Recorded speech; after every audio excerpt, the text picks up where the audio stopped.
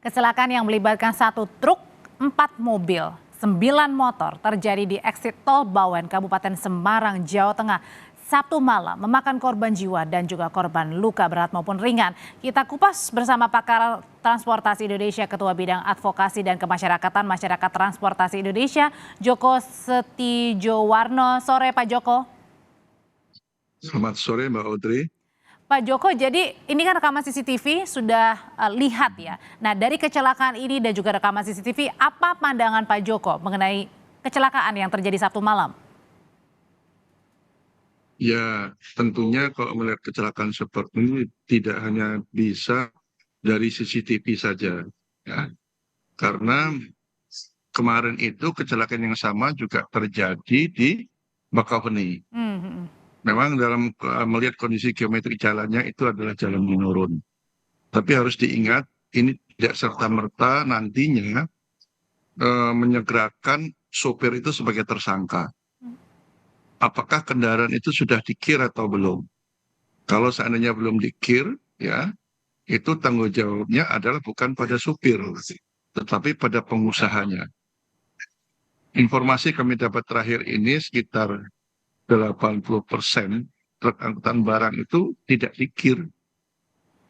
Ini harus diketahui. Karena memang sekarang ini angkutan barang, apalagi dia muatan lebih, itu pengawasan di lapangannya sangat lemah sekali. Seolah sekarang terjadi pembiaran sehingga tidak terkendali. Dan ini setiap hari itu mesti terjadi kecelakaan angkutan barang. Dan kalau tidak diuji kir itu salah satunya juga bisa menyebabkan remblong yang mungkin saja tidak diketahui sama supirnya. Karena mungkin awalnya dikiranya baik-baik saja itu mobil gitu ya Pak?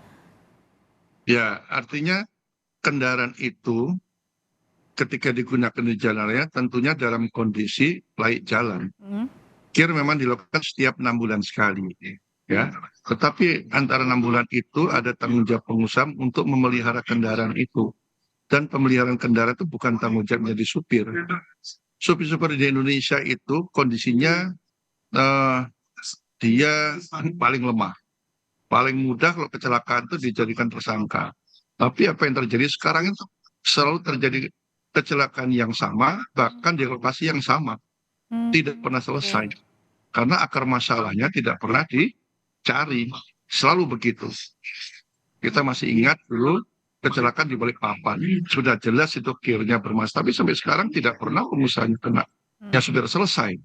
Tidak pernah diusut tuntas. Dan ini pun akan terjadi lagi kalau cuma sebatas supir, ya terulang lagi. Kalau misalnya permasalahan pada uji kir, apakah ini mungkin karena anggaran perawatan dari armada sendiri minim hingga mengabaikan keselamatan, tidak uji kir oleh perusahaan? Ya, perusahaan angkutan itu mestinya mereka memiliki sistem manajemen keselamatan. Ya, itu wajib. Dan itu perintah ada di peraturan menteri. Tapi itu sejauh mana pengawasannya, ini yang masih kurang sekali. Seakan-akan pemerintah sekarang juga mengabaikan itu. Ya, di Kementerian Perhubungan itu dulu ada namanya Direktorat Keselamatan Transportasi Darat. Itu yang sebenarnya bisa membantu kalau banyak terjadi kecelakaan yang sejenis seperti ini. Tapi direktoratnya sudah hilang. Sekarang pun ya saya nggak tahu siapa nantinya akan bertanggung jawab kalau semuanya timbakan pada supir gitu. Ini kalau dilihat dari yang terjadi di Tol Bawen, kemudian juga di daerah Lampung begitu ya, ini kan agak menurun ya dan lurus begitu. Nah, kalau misalnya tiba-tiba ada remblong gini, mungkin ada nggak antisipasi yang bisa dilakukan sopir saat itu?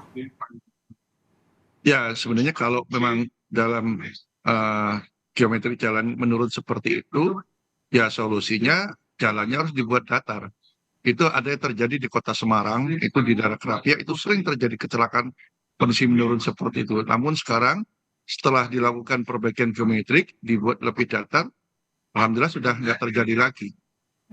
Jadi mungkin salah satu solusinya adalah bagaimana di jalan tersebut, ya yang sering terjadi itu ya turunan itu harus dibuat landai.